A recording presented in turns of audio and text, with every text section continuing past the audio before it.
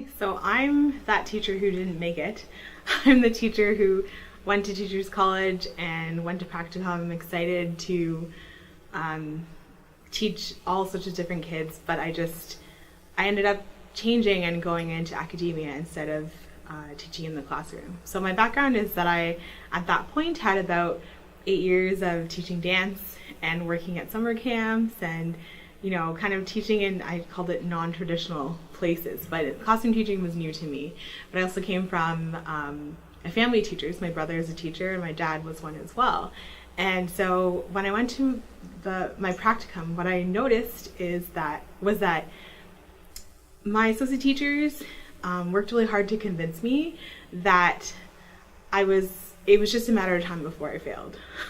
So my first practicum, I was teaching ESL science, and at that time in Teachers College it was all about the technology, and so I had done all these fun PowerPoint and smartboard activities, and my teacher at one point said to me, tomorrow and for the rest of the practicum you're not going to use the projector anymore. And she said it's because you're going to burn out the bulb because you're using it every day, and I won't be able to use it for the rest of the year. And so I had to change all the things I prepared and instead do, I guess, more basic activities with them. I also had this idea for like a Jeopardy game as an assessment, and she said, none of your students are going to understand the game because they don't understand English. And when they ended up responding to it really well and doing really well in the assessment, she kind of moved to the next reason why I was going to fail. And so luckily that was only a 2-week placement, so I went back to school and went back to the drawing board. Then my next experience, I worked in, what was that called? Student Success. And that was great because you got to work more one-on-one with students. And then I worked in like a locally developed classroom, so it was about 7 or 8 students together. And in that experience, things were going really well. And he told me, you have really good instincts. You seem to know, how to do this. And what the locally developed class was that you would give them a worksheet at the beginning of class, and then they would have all class to finish the worksheet, and they just hand in the worksheet at the end of the class, and that would be it. So there was no teaching at all, and I wanted to teach. I wanted to interact with students, and so I asked if I could do a lesson, and so I did one, and it went really well, and we continued to have lessons. But then the problem was that he found that the students were being too good. And he was really surprised and said that they were kind of on their best behavior, which wasn't normal, and he wanted me to have like a normal experience.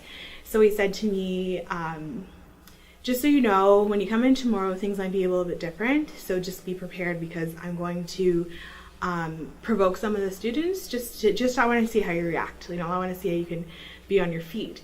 And this was distressing to me because at the beginning of the year, or beginning of practicum, he told me some of the student stories. One had just come back from jail, and he said that this person doesn't respect women whatsoever, so you're gonna have a terrible relationship.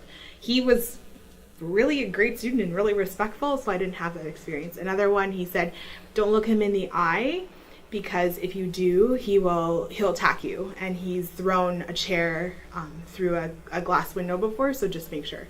And again, the student was great, didn't have a problem. And so this is what I expected to happen when I came back to school. And it's funny because I had just been, I'd experienced depression before my Teachers College year, but the way that happened to me was that I just got really numb.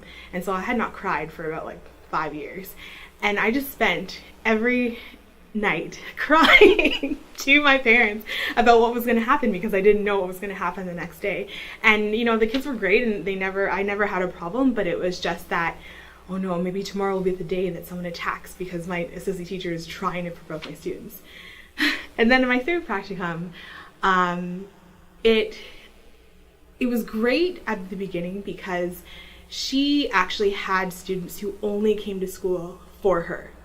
Right? And I thought, wow, these students are really engaged. I taught college biology and grade 9, not academic, the one below that one, science. And these kids were great until they realized that I was there for good for at least a month of practicum. And they started to really challenge me because they honestly only went to school for this teacher, and now I was their teacher, not this other person. So we really had to, adjust, and we had to get to know each other, and that went really well. But I noticed that my fellow science, teacher candidates, they got to work with pre-made curriculum that they would kind of adjust for their own, whereas I just got the textbook and she said, okay, plan 3 classes and go. And then she was just that teacher who would do everything for her students. And so at lunch, she would eat her lunch in the lab and have the lab open.